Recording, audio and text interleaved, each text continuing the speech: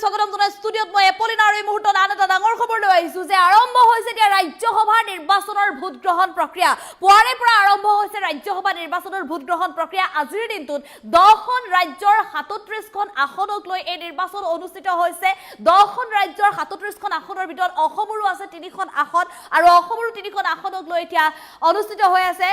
vote গ্ৰহণ প্ৰক্ৰিয়া আজি বিয়লিৰ ভাগলৈকে ভাগ্য নিৰ্ণয় হ'ব 10খন ৰাজ্যৰ 37খন আসনৰ বাবে ৰাজ্যসভাৰ সাংসদৰ ভাগ্য লৈছে এই মুহূৰ্তত ষ্টাৰ 7 ইলেকশ্যন ব্ৰেকিং ৰাজ্যসভাৰ 37খন আসনক লৈ পুৱাৰে পৰা আৰম্ভ হৈছে ভোট গ্ৰহণ প্ৰক্ৰিয়া পুৱাৰে পৰা ভোট গ্ৰহণ প্ৰক্ৰিয়া অব্যাহত আছে আৰু আজিৰ দিনটোত ভাগ্য নিৰ্ণয় হ'ব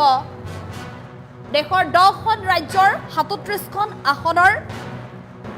বাবে ৰাজনৈতিক নেতাৰ বিয়লিৰ ভাগলৈ ভাগ্য নিৰ্ণয় হ'ব 10খন ৰাজ্যৰ সাংসদৰ মহাৰাষ্ট্ৰ উৰিষ্যা তামিলনাডু পশ্চিমবংগ অসমৰ বাবে অনুষ্ঠিত হৈছে এই নিৰ্বাচন বিহাৰ ছত্তীশগড় হাৰিয়ানা হিমাচল প্ৰদেশ তেলেংগানাৰ বাবে অনুষ্ঠিত হৈছে এই নিৰ্বাচন 10খন ৰাজ্যৰ 37খন ৰাজ্যসভাৰ আসনৰ বাবে অনুষ্ঠিত হৈছে এই নিৰ্বাচন পুৱাৰে পৰা আৰম্ভ হৈছে ভোট গ্ৰহণ প্ৰক্ৰিয়া অসমৰ 3খন আসনৰ বাবেও আজি নিৰ্ণয় হ'ব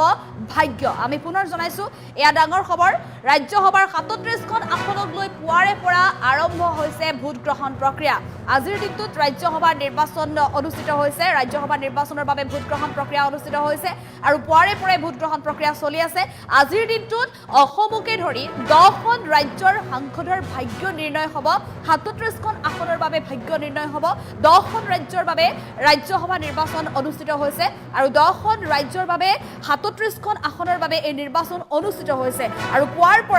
পৰাই চলি আছে ভোট গ্ৰহণ প্ৰক্ৰিয়া পুৱাৰে পৰা চলি থকা এই ভোট গ্ৰহণ প্ৰক্ৰিয়াক লৈ 10খন ৰাজ্যৰ জনসাধাৰণৰ মাজত এতিয়া ব্যাপক উৎকণ্ঠা দেখিবলৈ পোৱা গৈছে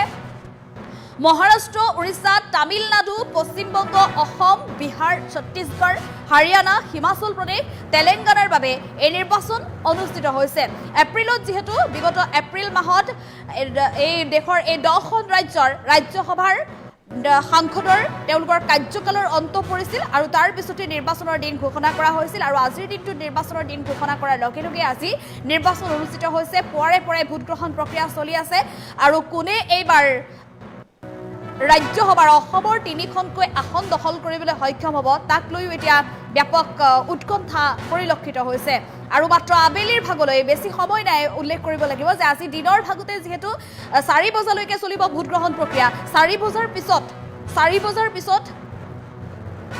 ভোট গণনা কৰা হ'ব আৰু লগে লগে বিয়লিৰ ভাগলৈ ৰিজাল্ট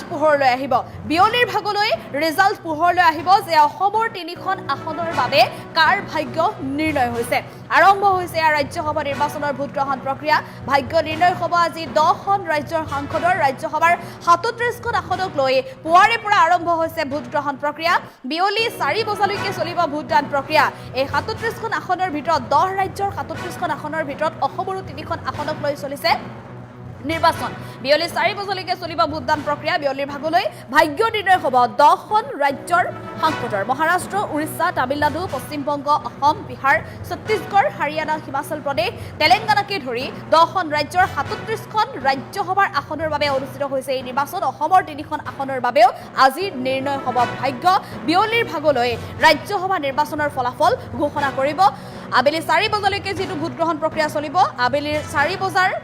লৈকে চলা এই ভোট গ্ৰহণ প্ৰক্ৰিয়াৰ অন্ত পৰাৰ লগে লগে গণনা কৰা হ'ব ভোট আৰু ভোট গণনা কৰাৰ লগে লগে আজি নিশাৰ ভিতৰত ৰিজাল্ট মুকলি কৰি দিব